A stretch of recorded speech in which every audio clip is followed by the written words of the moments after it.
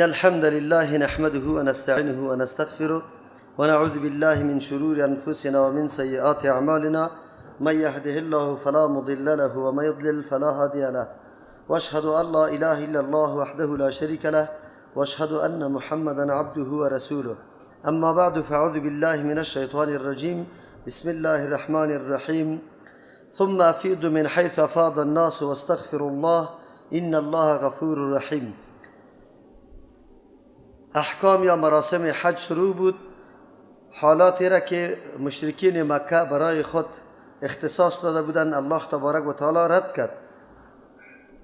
قریش که از جمله مجاورین یا خدمتگزارای بیت الله بودند خود از قومای دیگه برتر می دانستند و می گفتند ما قوم حمص هستیم و نمی خواهیم که از حدود حرم بیرون برویم.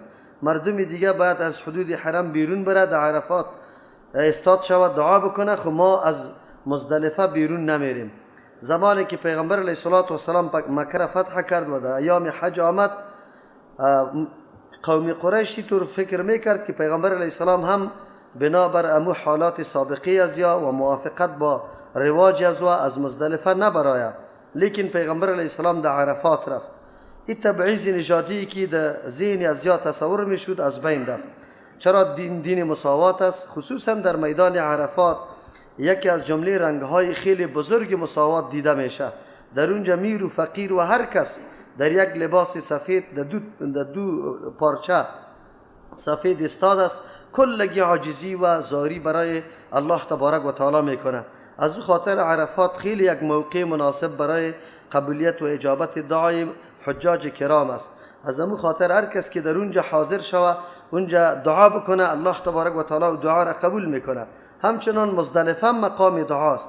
الله تبارک و تعالی بعد از اینکه این مسئله را از بین برد در اینجا برای ما یادآوری میکنه که شما از امو جای پایین بیایید که مردم پایین بیایند، یعنی تبعیض نژادی نباشه که یک قوم تا یک جای بره و قوم دیگه تا جای دیگری را.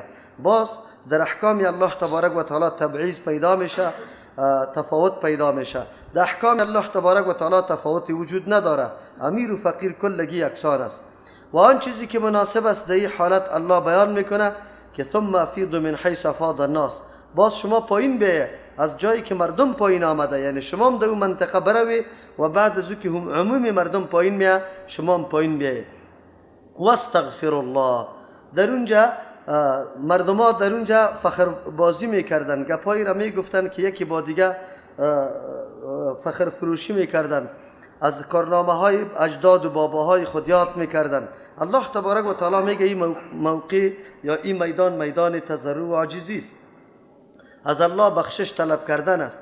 از امو خاطر است که حجاج کرام در عرفات بسیار بخشش از الله تبارک و تعالی طلب میکنه، به این خاطر که موقع اجابت دعای الله تبارک و تعالی است. و بعد از این الله غفور رحیم اشاره به این میکنه که با وصفی که یک انسان خیلی گناهگار باشه لیکن در اونجا مغفرت از الله بخواه، رجوع به الله بکنه، توبه بکنه، الله غفور و رحیم است، گناه را میبخشه و آینده سر انسان رحم میکنه. حج یقینا هر منطقی که در اونجا ادای یکی از مراسم میشه موقع اجابت دعاست. از امو خاطر است که حاجی بعد از فراغت حج به مثل باز میگرده برای خانه خود، مثل که از مادر تولد شده باشه و هیچ گناهی نکرده باشه. این در صورتی است که یقینا حاجی سری و نمود دستورات الله عمل بکنه، حقیقت حج بدانه، درک بکنه واقعیت را، اونجا توبه بکنه، امو جرایم یا گناه های خود در پیش رو بگذاره، به الله عاجزی بکنه، عزم راسخ کنه که من آینده اینطور گناه را نمی کنم. الله بعضی عبادات خود به این خاطر که بندگانش در طول عمر خود بعضی قصورات و کوتاهی های داره این را تلافی بکنه، جبیره بکنه. مثل رمضان در یک سال که برای ما یک ماه میآید، در حقیقت کفاره گناه های یک ساله ماست، به شرطی که انسان بدانه و حقیقت عبادت همین روزه را درک بکنه که ما در این روزه به کی رجوع میکنیم و به زیر فرمانی که همین مراسم خود ادا میکنیم. حج هم مثل نمی روزه واری یکی از جمله موقع است که انسان از گناه پاک میسازه. فاذا قضیتم مناسککم فاذکروا الله، بعد از ادای مراسم حج در آخری روزها که حجاج در منا جمع میشن، در زمان جاهلیت در اونجا مسابقه های شعرگویی منعقد میشد و اونجا شاعرای خیلی برجسته شیرگویی میکرد. هر قوم افتخارات قوم خود بیان میکرد. از امو خاطر در اونجا بعضی اشعاری از طرف شاعران نوشته میشد که کسی مقابلش نمیکرد در فصاحت و بلاغت. یعنی اونجا میدان مسابقه و یادآوری افتخارات قومیت بود. هر کس افتخار میکرد که قوم ما اینی کارا را کرده. افتخارم به اموری بود که حقیقتا او افتخار نبود. چرا افتخار در جنگ، در قتل، در چور چپاول، در ای که ظلم بالای مظلوم شده، این قسمی افتخارات یادآوری میکردن. الله تبارک و تعالی تغییر داد او حالت که مراسم حج است او در حالت اختتام است. در اینجا الله تبارک و تعالی باید زیاد یاد شود، چرا که نعمتهای بزرگ الله نصیب حجاج شده و در اینجا شکرگزاری نعمت الله را با تکبیرات بگوید. از همون خاطر روزای منا در اونجا روزای تکبیرات است، بلند به آواز بلند تکبیرات گفته میشه. در اینجا الله تشبیه داده که یاد کردن الله به مثل یاد کردن پدرها و اجدادتان باشه. این تشبیه چند وجه داره. فاذا قضیتم مناسککم، وقتی که شما پوره کردی مناسک حجتان، یعنی مراسم حجتان، فذکروا الله، الله تبارک و تعالی را یاد بکنی. اشاره به است که مردم شما به نسب به ای که شما خود به یک قوم منسوب میکنه سرزی افتخار میکنه، این میدان افتخار نیست، بلکه شما لباس جدیدی را باید برای خود اختیار بکنه، یک ترازوی جدید خود طول بکنه. او ترازوی تقوا است. در اینجا فخر بالای آبا نمیشه، بلکه فخر به این میشه که کی اعمال و مناسک حج با وجه درست و اتم انجام داده، چقدر تقوا دایی پیدا شده و چقدر تربیه را حاصل کرده.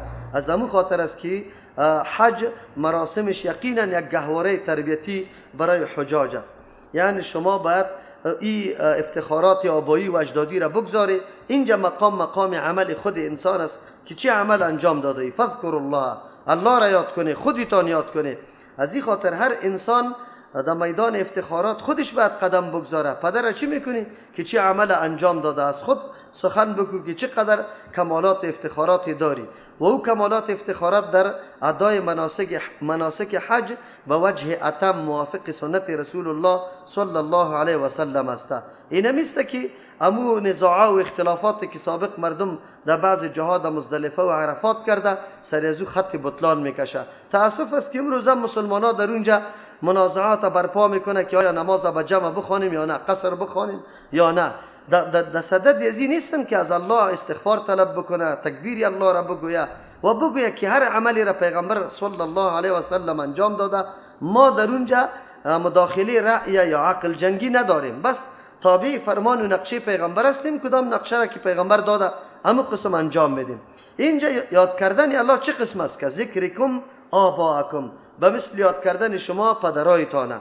یعنی سابق شما پدرها را یاد میکرده که اینطور افتخارات داره، نه، اینجا الله را یاد بکنه. بلکه او شد ذکراست، بس زیاد سخت یاد کردن، یعنی از پدر و اجدادتان کرده هم الله تبارک و تعالی را خیلی زیاد یاد کنه. چرا الله قابلیت ازی را داره که زیاد یاد کرده شود؟ به خاطر که عظمت و بزرگی برای الله تبارک و تعالی زیاد است از پدرها کرده. پدرها چی عظمت داره؟ عظمت خو از الله تبارک و تعالی است که جهان پیدا کرده، شما را پیدا کرده، اینطور مراسم براتون مقرر کرده که این مراسم سبب معافی گناه های شما میشه. در اینجا یک نمونه عملی مساوات به سطح جهان، یک زورآزمایی بزرگ برای مسلمان ها در مقابل کفار است. یقینا حج خیلی حکمت و فلسفه خیلی قوی داره. در اونجا انسان میشه، میفهمه، با مردم زیست و زندگی داره، اخلاق درست میشه. از او خاطر الله را یاد بکنه. یا ایست که انسان ها در وقتی که تکلیف برش دوچار میشه، خصوصا طفل، و یک مشکل برش پیش میشه، به پدر و مادر خود آواز میده. الله تبارک و تعالی میگه این موقع است که عبادت الله را انجام داده. مثل که یک طفل به پدر و مادر خود در وقت مشکلات و حاجات آواز میده، چرا که او میفهمه که پدر و مادر مرا از این غم و از این تکلیف نجات بده. شما مؤمناست، توحید الله را عقیدهش دارید، الله را یاد بکنید برای رفع مشکلات و حاجتایتان. از این آیت معلوم میشه که کدام حاجی کدام حاجت و مشکلی داره، بهترین موقع حاجت خویی او نموسته. مثل که یک طفل پدر و مادر خدا یاد میکنه در وقت مشکلات، اینجا باید حاجی الله را یاد بکنه. فذکر الله، یاد کنی الله را که ذکرکم آباءکم، مثل یادآوری شما پدرایتان در وقت طفولیتتان که دچار مشکل می شده به پدر آواز میده. او اشد ذکرا، یا سخت ازو کده. پدر و مادر در حالت طفولیت اگر دور بود تا با وصفی که تو چیغ میزدی فریاد میکدی، پدر و مادر فریادت نمیشونید، در حالت مشکلت رسیدگی نمیتونست. یک طفل اگر کسی اختطاف میکنه چقدر چیغ میزنه فریاد میکنه، اما چون امو فریادش پدر و مادرش نمیشنوه و سبب خلاصی از اختطاف شده نمیتونه، اما الله تبارک و تعالی فریاد میشنوه، امی گریان تو را میشنوه، در مشکل زود رسیدگی میکنه و تو را نجات میده. چقدر درس عظیم است. الله در اونجا هم درس توحید برای انسان میده که ببینه الله خیلی لایق است که ما یادش بکنیم و همیشه برش آواز بدیم، چرا که آواز ما را میشنوه، حاجت ما را پورا کرده میتونه. پدر و مادر به این پیمانه نبود. یا است که مراد است که شما فذکر الله که ذکرکم آباءکم، یاد کنی الله را به مثل یاد کردن پدرایتان. شما از پدر و مادر زیاد دفاع میکنه. اگر ادناترین توهین و تحقیر در مورد پدر و مادرتان شوه، شما جان خدا میده و در میدان غیرت استاد میشه. با وصفی که زورت نمیکشه در جانب مقابل، خود چون که دو دشنام به پدر و مادرت زده، تو غیرت در جوش آمده مقابله میکنی، دفاع از آبروی پدر و مادر میکنی. اینمی قسم دفاع از الله تبارک و تعالی از دینش بکن. یعنی مثل که تو غیرت سری پدر و مادر میکنی به خاطر که فقط از سبب یا عامل پیدا شدن در دنیا امی پدر و مادرت است. اگر پدر و مادر نمی بود الله تو را در دنیا نمی آورد، در حالی که موجد حقیقی یا پیدا کننده حقیقی الله است. وقتی سری پدر و مادر غیرت میکنی که ادناترین توهین و تحقیر طرف پدر و مادر میشه یا دو دشنام میشه، تو غیرت در جوش میاد. آیا در مقابل اسلام دین الله و نظام الله غیرت در جوش نمیاد، در حالی که حقیقتا موجد یا پیدا کننده تو الله است. صحیح کنه نعمت پدر و مادر خیلی کم است به نسبت نعمت الله. از پدر و مادر دفاع میکنی، از دین الله دفاع نمیکنی، یایت برای انسان بسیار غیرت میده. یقینا ما باید سر دین الله غیرت بکنیم، سر کتاب الله غیرت بکنیم، سر احکام الله غیرت بکنیم. در جایی که احکام الله توهین و تحقیر میشه، در اونجا باید بسیار مقاطعه قوی بکنیم.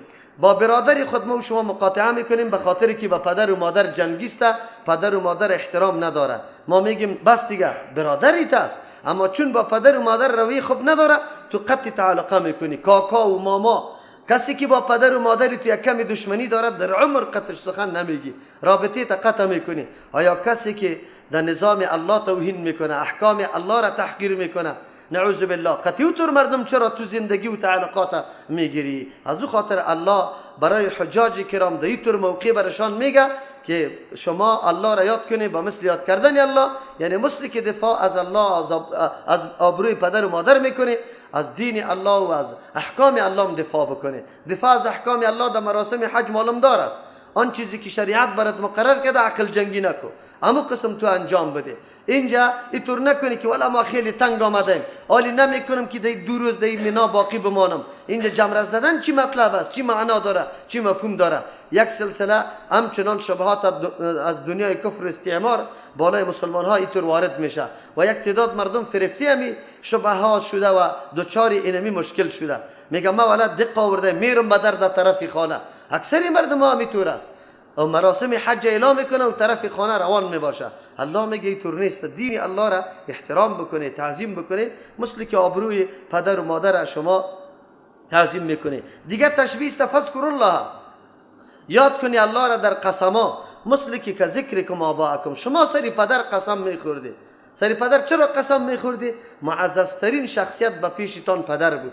از دم خاطر با مخاطب وقتی روبرو میشدی که سری گپتان چی باور نمیکرد، در او صورت شما پدر را یاد میکردی. نه، شما الله را یاد بکنی. چرا که از الله که عظیم ذات دیگری نیست. چرا؟ به خاطر که یاد کردن الله عظمتش یقینی است و عظمت پدر یقینی نیست. بس اوقات پدر عظیم نمی باشه بلکه موجب بدبختی خودت میشه.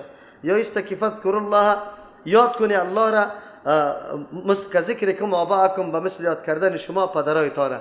شما همیشه که میخیزی او بالا میشه میگی که من احترام پدر را دارم، تعظیم پدر را دارم. نه، تعظیم الله را زیاد بکنه. چرا؟ به خاطر که پدر و مادر بس اوقات قابل احترام می باشه، بس اوقات قابل احترام نیست. نعوذ بالله اگر عقیده غلط داشته باشه باز قابل احترام نیست که تو عزتی از دور نگاه بکنی. تنها مدارات دنیوی قطعش میتونی، خود دیگه نمیتونی. اما الله همیشه عظیم است، عظمت از او مستدل است، به دلیل ثابت است. از او خاطر در اینجا الله تعلیم داد برای حجاج که نام پدرها و یا افتخار به پدرها را بگذاری، الله را یاد بکنه. او اشد ذکر، یا سخت به یاد کردن الله را از این که پدرها را یاد میکنه. فمن الناس من یقول ربنا آتنا فی الدنیا و ما له فی الاخره من خلاق. برنامه یک برنامه است، کلگی پول مصرف کرده، سفر کرده، تحمل مشقات شده، مجموعه مردم هم کمال آدم میبینه، اما شخصیت ها در اینمی میدان با هم متفاوت هستند. این بسیار سخت میدان آزمایش است. انسان باید بسیار خوف داشته باشه. ما در رمضان در مسجد همگی میاییم، خانه را ترک میکنیم، وضو را کردیم، طرف قبله استاد میشیم، نیت میکنیم، سماع قرآن میکنیم، اما در بین مردم تفاوت وجود داره. در میدان جهاد و سنگر زمانی که مجاهدین مقابله با دشمن داره، با وصفی که کلگی در مقابل مرمی استاد است، جنگ کرده رایسته، اما در بین تفاوت وجود داره. الله تبارک و تعالی تفاوت اشاره میکنه که انسان در این طور مراحل اینی تفاوت در نظر بگیره، غافل نباشه. غافل به خاطری که در این طور میدان مبارزه که داخل شده ای باید همتت خیلی عالی باشه، نظر تنها سر نعمت و مال غنیمت دنیا نباشه، باید تو در ایجا هدف عالی را دنبال بکنی. از امو خاطر شاگرد مکتب اگر از صنف اول در ذهنش بود که من باید در طب کامیاب شم، دکتر شم، و همتش همو طور عالی است، امو قسم نمبر گرفته میره. اگر تو از صنف اول در ذهن ازی بودی که برو ما بیا از او دکتر شده نمیتونم، یک معلمی خشره پشره در کدام مکتب دیاتی مقرر میشم، تا آخر همونطور ذهنیت پست می باشه. یکی از جمله عوامل شکست مسلمانان نمیسته احساس کوهتری و کمتری کردن. مسلمان ها همیشه اینطور فکر میکنه ما چیزی نمیتونیم، در میدان مادیات یا ساینس یا تحقیق یا مطالعه ما پیشرفت کرده نمیتونیم. این گپ غلط است. اگر مسلمان ها پشتی گپ بگرده، دنبالی گپ بگرده، همت از یا بالاست، فکری از یا بالاست، یا از علوم قرآن استفاده میتونه، معلومات داره، کفار نداره. از همون خاطر همین بروز همه پیشرفت های ساینسی جهان غرب و اروپا مرهون احسان علمای اسلام است. اصلا نقشه یا اساس اینمی پیشرفت ها را علمای اسلام گذاشته. ای که مسلمان ها بعد از قرنای 2 و 3 رو به رکود کردن، ضعف نشان آمد، افتراق در بینشان پیدا شد، دین خود اعلا کردن، نعوذ بالله حقیقت دین خود نشناختن. این جدا موضوع است که سبب بدبختی ما مسلمان ها شده. وگرنه مؤمن باید همت عالی داشته باشه. عالی میدان است. در حج هر کس رفته، اما مردم دو قسم است. یک مردم نعوذ بالله فقط منظورش شهرت طلبی، نامش بالا شوه که حاجی شوه، اینی مقصدش است، در اونجا فقط دنیا را طلب میکنه. در زمان جاهلیت هم و اینمی قسم فقط برای اعراب جاهلیت دمو میدانایی که استجابت دعام امید میشد، در اونجا میگفت که الله فرزند بده، مال مرا خوب بکو، زندگی مرا خوب بکو، برای من بلدنگ نصیب شوه، اینطور باشه، اولادم باقی بمانه، زنده بمانه. اینی گپا را میگفت. حالا که اون موقع است که انسان باید دعای بکنه که شامل دنیا و آخرت باشه، یعنی حسنی دنیا و حسنی آخرت اردویش باشه. این یک درس عظیم است برای ما مومنا که همت عالی باید داشته باشیم. ما باید پشتی اعلا بگردیم. ادنا خوبی از اوسته، پشتی اعلا را طلب بکنیم. مومن باید فکرش خیلی پیش باشه، خیلی وسیع فکر داشته باشه، این تو نباشه.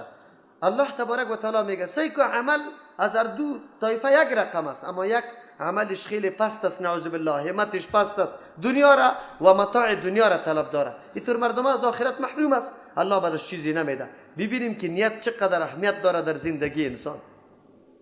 یک آدم 1 روپیه هم نداره میالی، اما یک آدمی مالدار میبینه خب خرج و مصرف میکنه، در مدرسه، در مسجد، در چاه، امی در دلش میگرده که الله مرا می قسم مال میدادی که مصرف میکردم، الله اینمی قسم ثواب برش میده. صرف به خاطر ازی که نیت و اراده قوی داره، اخلاص داره در این مورد، اما چیز وسیله در پیشش نیسته. نیت اینقدر خوب چیز است، خاک زر میگردانه، خود زر خاک میگردانه. اگر همی سفرها را کردی، همی تکلیفها را مشقت کشیدی، اما مقامات مقدس زیر پای کردی، در اونجا با مجموعه مسلمان ها شریک شدی، اما هدفی تی بود که او دور زاده من حج کردم، من حج میکنم. هدف دی بود که اینجا آجی صاحب برای ما مردم بگوید، هدف دی بود که گل در گردن من انداخته شد، اما چیز برای حاصل است. هیچ دیرمی سفر دیگه چیزی نداری.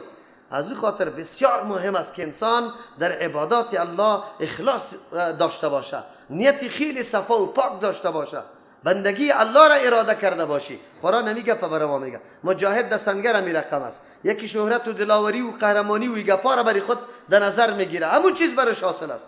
در دنیا همون چیز برش گفته میشه، در آخرت هیچ چیز برش نیست.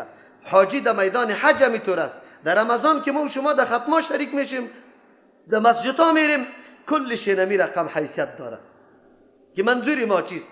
معلوم شد که در بین مؤمنا، کفار خو بگذار، در بین مؤمنان تفاوت وجود داره. یک طایفه است که فقط غرضش آخرت است، رضامندی الله تبارک و تعالی است. الله بازور هم دنیایش میده هم آخرتش. اما یک طایفه است که فقط مد نظرش دنیا می باشه، آخرت هیچ چیز برش نیست. قرآن میگه فمن الناس، بعضی از مردم کسانی هستند ما یقولو که میگویند تکلیف میکشه، مشقت برداشت میکنه، اما در دعای خود چی میگه؟ ربنا ای پروردگار ما آتنا بده بر ما فی دنیا در دنیا و ما له فی الاخرت من خلاق. هدف هر دو جماعت الله بیان میکنه. یک جماعت چی هدف داره؟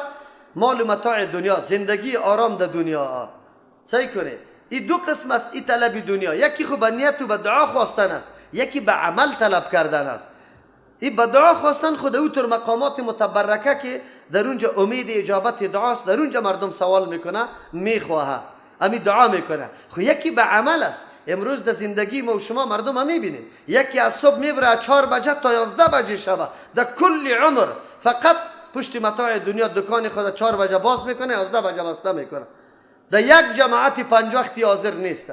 اگر از پیش سوال بکنی که نماز پیشین چند بجه خوانده میشه، ولی ما نماز که خودمی دکانک میخوانیم، بسیار مصروف هستیم، بسیار مصروف هستیم. تو در هر حالت مصروف هستی. در رمضان مبارک هم مصروف شدی، در تراویح حاضر نشدی، قرآن هم نشنیدی، در ترجمه قرآن هم ننشستی. طلب دنیا دو قسم است، یکی به نیت، یکی به عمل.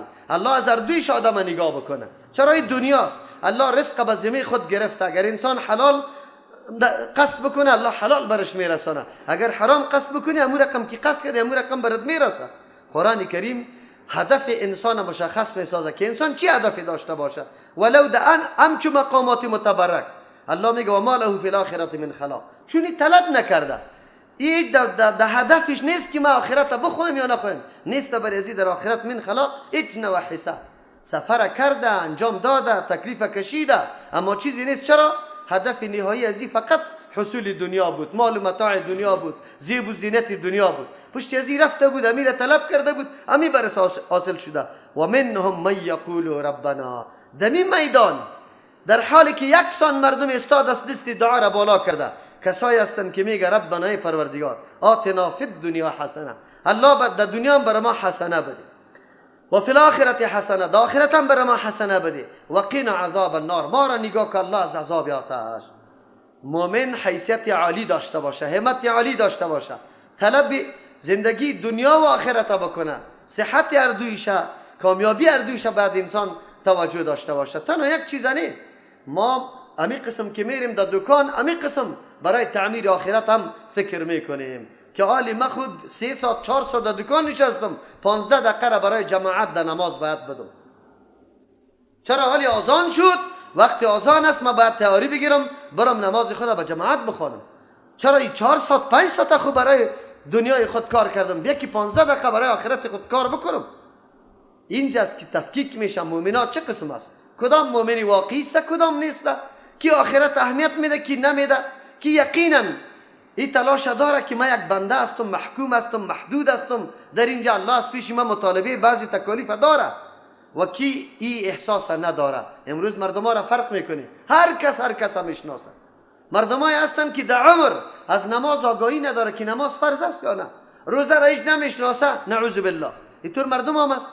اما او هم که میمره ملا صاحب میره در سر جنازه میگه خب آدم بود، جنازه هم سرش خوانده میشه، حالا که طور نیست. ببینید در اینجا مطالبه حسنه شده. حسنه چی را میگه؟ حسنه هر امری که سبب راحتی تو در دنیا میشه، مال حلال، مسکن آرام، زن صالح، اولاد صالح، که هیچ نوع گزند، هیچ نوع آزار و اذیت و پریشانی در زندگی نداشته باشی، کلمه حسنه شامل کلش هست. از همون خاطر است انسان زندگیش وقتی جور میشه که رنگ نداشته باشه، ولو که خانه خیر بلند منزل نداشته باشه، اما اولاد درست است، زن صالح است، ماحول درست است، صالح است، هیچ نوع رنج و تکلیف نمیبینی. اینی را میگه حسنه. حسنه آخرت نجات از آتش جهنم و دخول جنت است. اینطور دعا انسان باید بکنه که هم دنیای درست باشه و آخرت. مؤمن واقعی کسی است که برای اردو کار میکنه، فعالیت میکنه، هدف داره، نیت میکنه. در حج هم باید اینمی قسم دعا بکنه. این دعا جامع ترین دعاست. در حدیث هم همینطور آمده که شما جامع دعا را دعا بکنی، همین دعاست. از همون خاطر ما در آخر نماز خود اللهم ربنا آتنا دعا میکنیم، به خاطر که جامع است. وگرنه در حدیث مرفوع از فعل پیغمبر علیه السلام ثابت نیست که پیغمبر همین دعا را کرده باشه. در آخر نماز هر قسم دعا جایز است، آدم کرده میتونه. فلیختر من الدعاء ایها شاء، از دعا اختیار کنه. پیغمبر علیه السلام میگه هر دعایی که خوشش میاد. از او خاطر مختلف دعاها در آخر نماز آمده، خصوصا تعوذ یا پناه جستن از 4 چیز: از عذاب جهنم، از عذاب قبر، از عذاب زندگی و مرگ، از فتنه زندگی و مرگ، از شر فتنه مسیح دجال. این را باید خامخا بگویم. اما در وطن ما چون علمای ما با حدیث تعلق ندارم، یک دعا را یاد گرفته به مقتدیم یاد داده، دیگه را یاد نداره. دعاهای مختلف شود، اما این دعا جامع دعا است. از او خاطر در آخر نماز همیشه میشه. الله چه میفرماید؟ اولئک لهم نصیب مما کسبوا. اینمی مردما که هم آخرت میخواه حسنش هم دنیایش، الله میگه برای ازیا حساس مما کسبوا، از آن چیزی که کسب کردن، کدام عملی که انجام دادن به نیت آخرت انجام دادن، یا نه تنها دنیای خود مقصد زندگی و آمدنش در دنیا قرار داده بودن، بلکه گفتن ما آخرت هم داریم، ما طلب آخرت هم از الله داریم. الله میگه مطابق عملش همین چیز برش داده میشه. والله سریع الحساب. انسان باید فکر نکنه در اونجا که مخلوق میبینی در زیرت میه که خو این قدر مخلوق قطع اعمالش، قطع نیتش، قطع ارادش کی محاسبه بکنه.